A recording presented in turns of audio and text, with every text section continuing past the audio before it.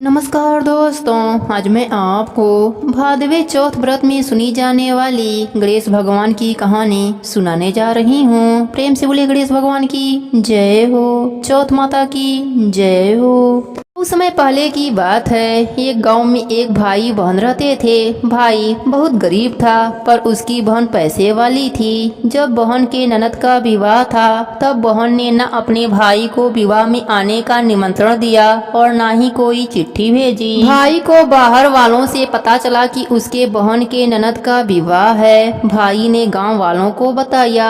तब गांव वालों ने अपने घर से चुनरी, बिछिया और साड़ी जैसा जिनसे बन पड़ा कन्या के लिए दिया।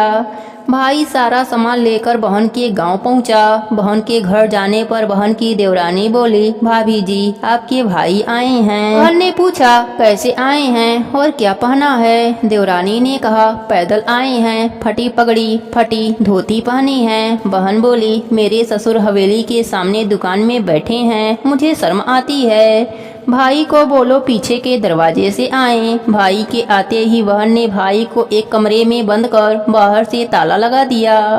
एक तरफ लड़की का विवाह हो रहा था, गाजे बाजे बज रहे थे, अतिथियों को भोजन कराया जा रहा था और दूसरी तरफ भाई को कोई पानी तक पूछने वाला न था। भांजे की बहू को दया आई और उसने दरवाजा खोल दिया। दरवाजा खोलते ही भाई वहां से भागा।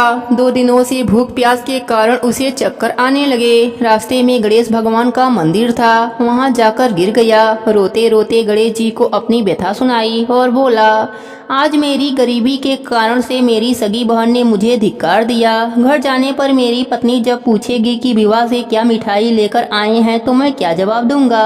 गणेश जी को उस पर दया आ गई और वह बोले, मेरे बगीचे से ककड़ी और तरबूज तोड़कर ले जा। भाई ने ककड़ी तोड़कर झोला भर लिया और अपने घर गया। घर जाते ही बच्चों ने पूछा, पिताजी बुआ के वहाँ से हम लोगों के लिए क्या लाए हैं? झोला खोलते ही छोटे तरबूज सोने के गेद में बदल गए। बाकी तरबूज काटे तो उनमें से हीरे मोती निकले। पत्नी बोली, आप बहन के घर से इतना कुछ क्यों लाए? आपकी बहन ने हम लोगों को बहुत ज्यादा दे दिया है। भाई ने कुछ भी जवाब नहीं दिया। गणेश भगवान की कृपा से उनके दिन बदल गए। भाई का काम धंधा जोरों से चलने लगा। धीरे धीरे गहने बने, रहने के लिए मकान बन गया। पत्नी बोली, ननद जी को बुला कर लाओ। भाई नए कपड़े, नए जूते पहनकर रथ में बैठकर बहन को लेने गया। देवरानी बोली, भाभी जी आपके भाई आए हैं। बहन ने पूछा, कैसे आए हैं और क्या पहना है? देवरानी बोली, रथ में बैठकर खूब ठाट बाट से आए हैं।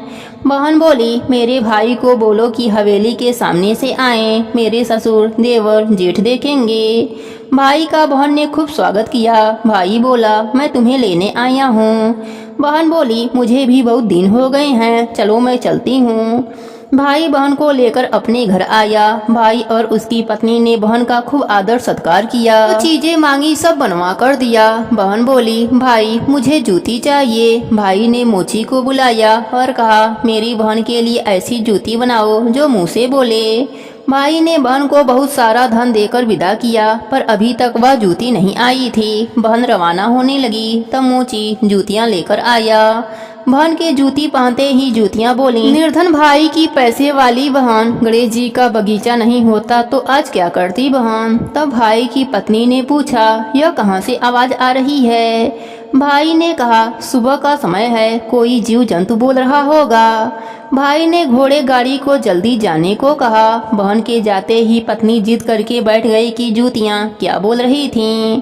पति ने अपनी पूरी आप बीती सुनाई कि कैसे बहन ने मुझे 2 दिन भूखा रखा, कमरे में बंद कर दिया था। भांजे की बहू ने दरवाजा खोला, तब मैं बाहर आया और गणेश भगवान के शरण में जा पहुंचा। गणेश भगवान की कृपा से हमारे दिन बदले हैं। उसने अपने पत्नी को सारी बात बताई। तब पत्नी बोली, अगर मुझे पहले मालूम होता तो मैं आपकी बहन को कुछ ना देती। मेरा दिया हुआ सब कुछ वापस लेकर आओ। पति बोला, सुहासिनी के आशीष से ही हमें गणेश भगवान ने सब दिया है। अगर वह मुझे भूखा प्यासा कमरे में बंद नहीं करती तो मैं गणेश भगवान के मंदिर में क्यों जाता?